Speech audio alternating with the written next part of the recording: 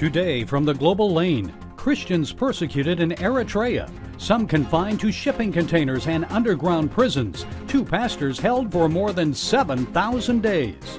They've never actually even been charged with a crime. They've never had a trial. They've never had a lawyer. They don't know how long they'll be in prison. Donald Trump indicted again, this time in Washington, D.C. What does the future hold for the former president? If this case were brought in southern Indiana, the jury would throw tomatoes at the prosecutor. It looks to me like this jury with this judge is going to convict him. American pocketbooks feeling the pinch. Inflation may cool a bit, but the prices are never going to go back down to where they were before the inflationary episode took off, starting in early 2021. That's just gone. And parents sound the alarm over the books kindergartners and high schoolers are reading in Minnesota. I'm here tonight expressing concerns with the sexually graphic books found in our school. And it's all right here on the Global Lane. Persecuted but not forgotten. July 22nd marked 7,000 nights of captivity for two Eritrean pastors imprisoned with an estimated 400 Christians in the East African country. 7,000 nights. That's more than 19 years simply for preaching the gospel. Well, here to explain more about their imprisonment and the plight of Christians in the country, known as the North Korea of Africa, is VOM radio host Todd Nettleton.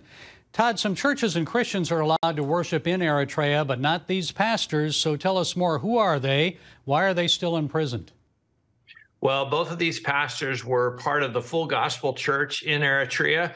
Back in 2002, the government called in the leaders of most of the evangelical churches in the country and said, you are closed, no more public services. These churches and so many others immediately went underground. And shortly after that, Christians began to be arrested. And these pastors were arrested in 2004. As you say, more than 19 years later, they are still in prison. And just like the other 400 or so Christians in prison in Eritrea right now, they've never actually even been charged with a crime. They've never had a trial. They've never had a lawyer. They don't know how long they'll be in prison. There is no prison sentence. They just disappeared into the Eritrean prison system. And now here we are 19 later, they're still there. Now, you've met with Eritrean Christians, so tell us what they've told you about the persecution that they've been forced to endure. You know, one of the amazing things is the faithfulness of our Eritrean brothers and sisters. And they say persecution is not sweet, but it is useful. God is using persecution in that country to purify and to build his church. And their ministry goes on. In fact, several years ago, there was a report that the Eritrean government had actually built a new prison, and they were putting all of the Christians in the same prison to keep them from evangelizing other prisoners in other prisons. So they saw this as a way of isolating the Christians, but instead it was bringing them together, allowing them to fellowship with each other. But that tells you that their ministry in prison was going on. They were still sharing the gospel in spite of being in prison. Now, earlier they were kept in boxcars, railroad cars, also containers, and then also underground. Tell us about that. Yeah, there are Eritrean Christians that have been kept for many months in metal shipping containers. Helen Berhane is probably one of the best known, an Eritrean worship leader and singer, kept in a metal shipping container. Other Christians have talked about being held in underground prison cells with no light, literally 24 hours a day in the pitch darkness. So these are very miserable prison conditions for these two brothers and for other Christians in prison in Eritrea.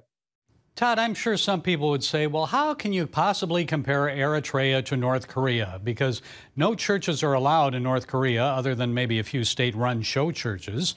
And at least Eritrea allows Orthodox, Catholic, and Lutheran Christians to freely worship. So how do you respond to that? Well, I would point out that even the legally sanctioned churches, like the Orthodox Church, are still persecuted. In fact, the patriarch of the Orthodox Church died in custody of the Eritrean government. So that level of control, the president of Eritrea, Isaias Afwerki, was educated in China. So he has that kind of communist background of religion is bad, religion is not to be trusted. And so he is seeking to control or close down every church in Eritrea. And I think that's why we can compare it. The other thing is the long prison sentences and the fact that there is no legal recourse, there is no trial, there is no lawyer. People just disappear into the prison system, similar to how they do in North Korea.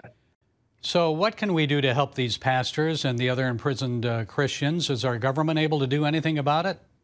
Well, I would encourage people to do two things. One is pray, and we always say that prayer is the most powerful response that we have to the persecution of our brothers and sisters. In this case, we're also encouraging people to contact the Eritrean embassy and let them know, hey, let these pastors out of prison, let them go. We want them to know this is not something that is happening in secret in the dark.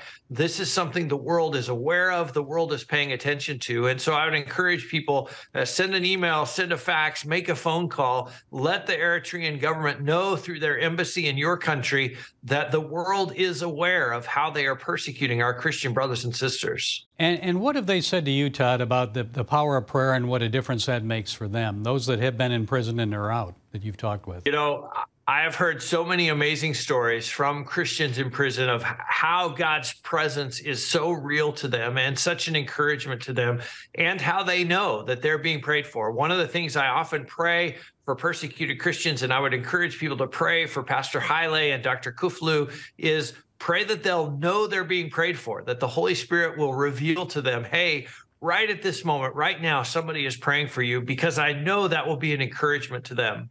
Okay, Todd Nettleton, host of the Voice of the Martyrs weekly radio program, VOM Radio. Todd, where can they hear the show? VOMradio.net is the website. You can find any podcast service. You can find a local radio station. All of that, VOMradio.net. All across America. Thank you for serving the persecuted church, and thanks for being with us, Todd. We appreciate it. You're welcome. It's always good to talk to you, Gary. Donald Trump indicted again, this time over January 6th, and allegations that he subverted the transfer of power to remain in the White House.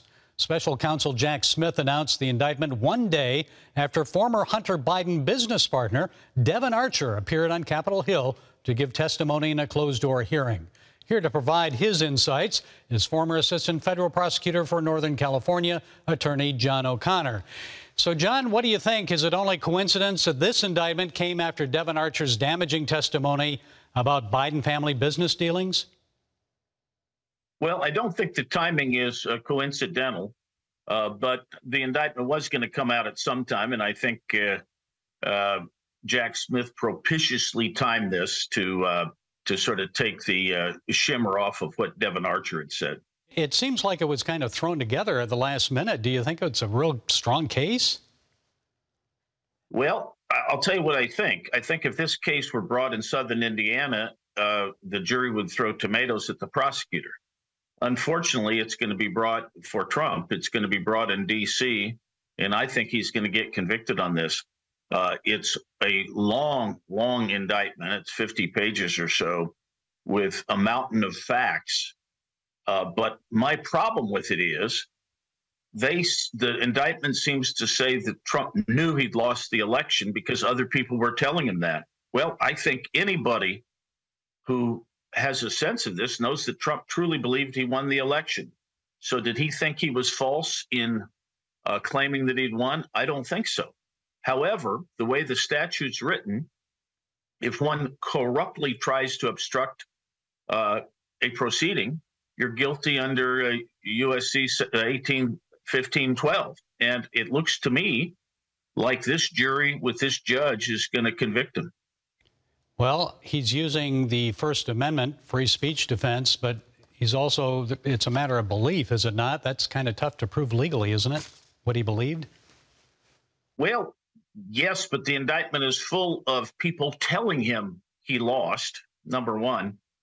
But the real problem with the indictment from Trump's perspective is that he put forth an alternative slate of electors. The prosecution calls these fake electors.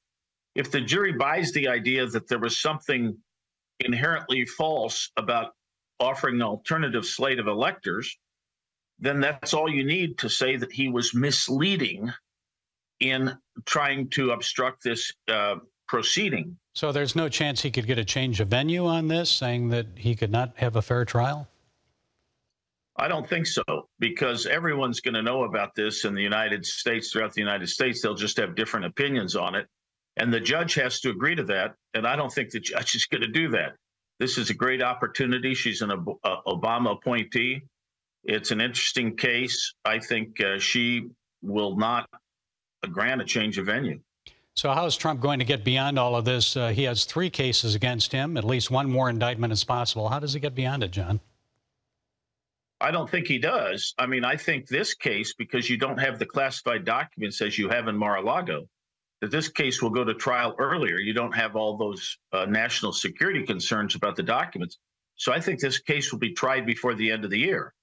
So in my view, he will get convicted and arguably wrongfully before the end of 2023, whereas the really strong case against him is the obstruction counts in the Mar-a-Lago indictment. That won't go forward till the earliest May of 2023. So that's the one that really has some troubling facts in it, in my view. But he's going to get convicted in late 2023. He'll get convicted in May of 2024 or a little bit after. And this is going to have a very, very chilling effect on the election process, on the primary concept. I think that he'll get the nomination, but I think these indictments will hurt him in the general with the middle part of the voting populace. Well, and Joe Biden has his own problems. Devin Archer testified, saying that Biden participated in at least 20 phone calls with foreign businessmen who are working deals with his son Hunter. Now, Democrats say on Capitol Hill, they said conversations were only an exchange of pleasantries. They were only talking about the weather, so forth. What do you think? Well, first of all, the whole notion of these calls is that Hunter can get his dad on the phone at the snap of the fingers. That implies influence. You get the vice president on the line 24 times, you've got some influence. And that's what, and Archer said that they were peddling the, quote, illusion of influence. In fact, one would say they're selling the perception of influence. And guess what? Well, you also have acts by Biden that seem to help Hunter's clients. Now, you put those two things together, and you also have some evidence, it may not be dead bang, but you have evidence that Joe was benefiting financially from it. Certainly his son was.